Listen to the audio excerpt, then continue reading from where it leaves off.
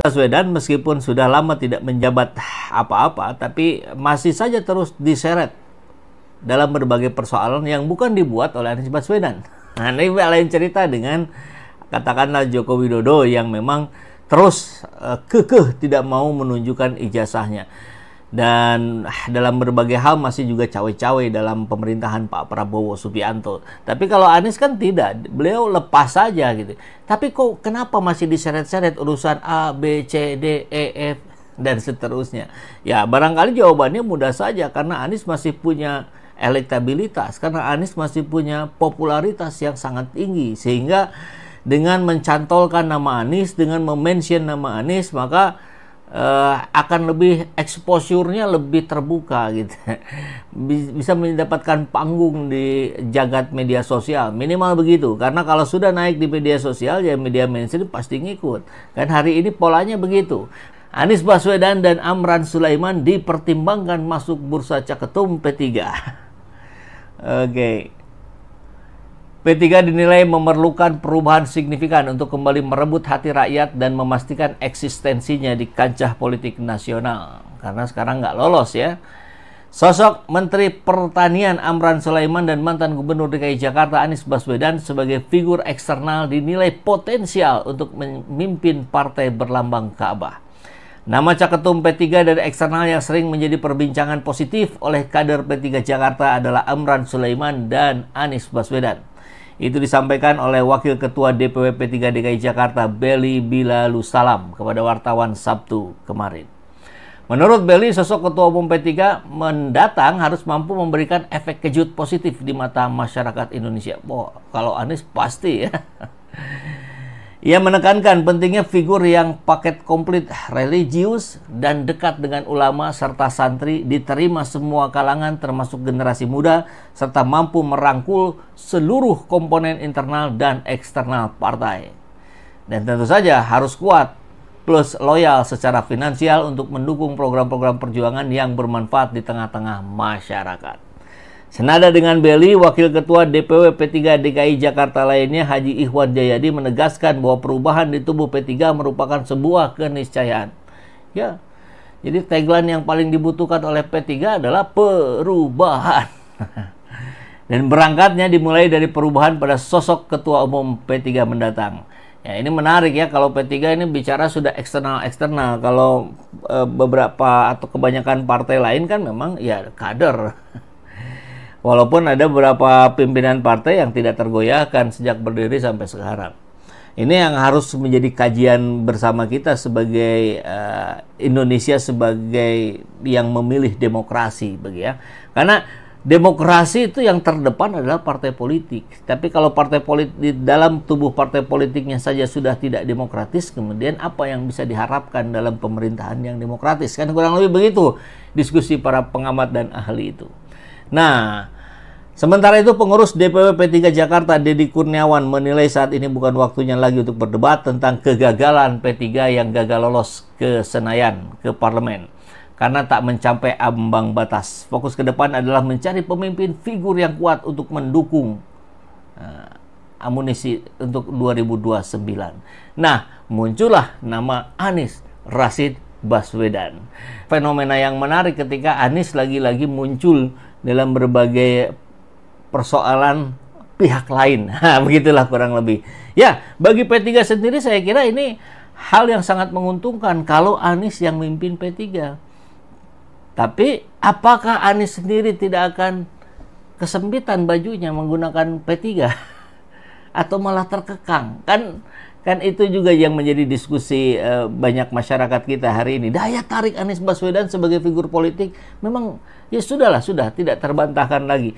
Dalam lanskap politik ya sudah membangun citranya sebagai pemimpin yang intelektual, orator ulung, politisi lintas partai.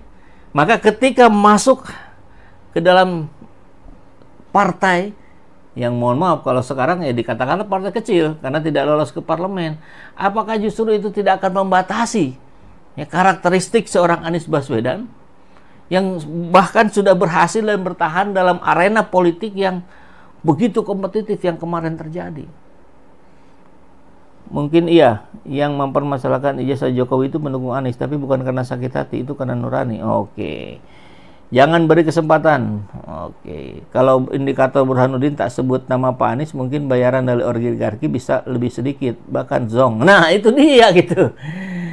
Itu yang menarik. Setelah ini kita akan coba saksikan apa yang disampaikan oleh Burhanuddin Muhtadi. Tapi pada sosok Aniesnya dulu sebagai yang difigurkan dicalonkan menjadi ketua umum P3 ini berat saya kira ya, dalam pandangan berbagai sudut pandang yang bisa kita lihat mengenai sosok seorang Anies Rashid Baswedan. Ini agak sulit. Anies itu kan sudah dikenal mampu membangun koalisi lintas ideologi dari PKS, Nasdem, PKB gitu, bahkan tanpa benar-benar terikat pada satu gerbong manapun. Ya, diminta. Bahkan menarik kalau justru hari ini kita melihat, kalau dikatakan Anies diharapkan memimpin P3, kemungkinan besarnya sih tidak. Karena kalau mau bicara tentang kedekatan, baik dari platform maupun figur yang sudah dikenal oleh masyarakat, justru lebih dekatnya ke Nasdem. Iya kan? Apa simbolnya? Simbolnya pakaian yang dipakai Anies. Selalu menggunakan baju biru resisten katanya ya, biru perlawanan. Itu sama persis dengan birunya Nasdem. Itu kebetulan saja. Mungkin saja kebetulan, mungkin juga tidak gitu ya. Tapi kalau melihat platform perjuangannya yang ya tadi lintas kemana-mana, tidak terkungkung, tidak terkekang, justru malah lebih dekat ke Nasional Demokrat. Konon Anies sudah diminta kesediaannya untuk menggantikan Surya Paloh menjadi ketum Nasdem. Partai P3 juga berharap Anies mau menjadi ketum P3. PDIP butuh sosok, apalagi tampaknya hari ini semakin tegas berada di kubu oposisi, dan itu butuh sosok. Apalagi setelah Jokowi dipecat. Siapa lagi sosoknya yang masih segar bugar dan berdampak itu? Jadi pasti membutuhkan Anies Baswedan. Apalagi kemarin sudah ada kedekatan dengan Pramono Anung dan Rano Karno. PKS, ya tadi ya hasilnya kita lihat 4,7 ribu suara yang masuk. P3 dipilih 7%, Nasdem 71%, PDIP 9%, PKS 13%.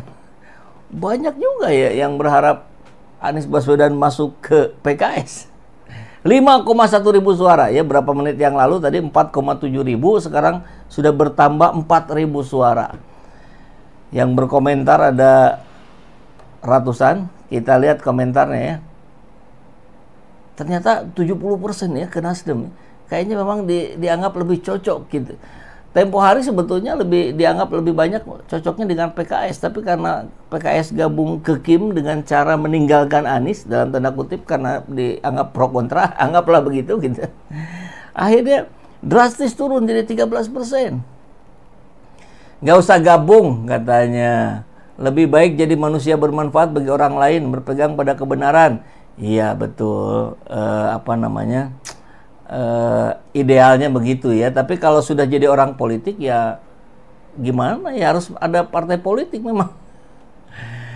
Pak Anies mending nyalon ketum P3, cocok dengan kepribadiannya. Apa ya kepribadian P3 emang cocok ya? Bukannya P3 tidak pernah oposisi dan selalu menginduk pada kekuasaan. Dan itu bukan profil kepribadian Anies. Saya kira berbeda ya. Tapi ya terserah saja. Kalau mau masuk bisa Nasdem, PKS dan PDIP karena partai bisa dipercaya dan bisa diajak oposisi.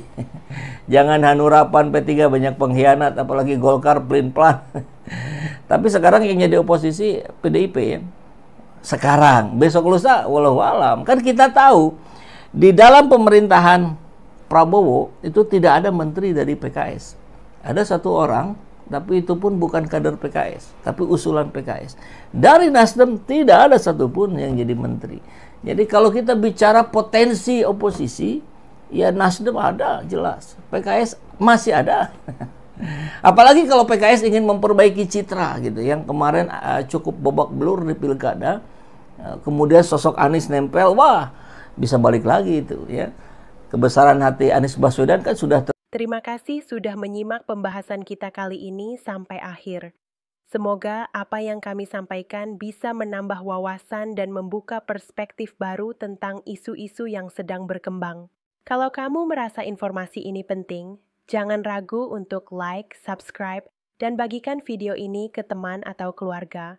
Dukungan kamu sangat berarti untuk perkembangan channel Politik Pintar dan semangat kami untuk terus menghadirkan konten yang objektif dan mendalam.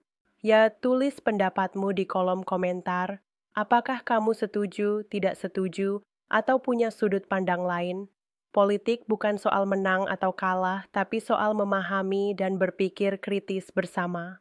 Channel Politik Pintar akan terus hadir dengan analisis tajam, informasi terpercaya, dan pembahasan yang menantang cara kita melihat dunia politik. Sampai jumpa di video berikutnya dan ingat, berpikir kritis adalah langkah pertama menuju perubahan. Sampai ketemu dan salam cerdas.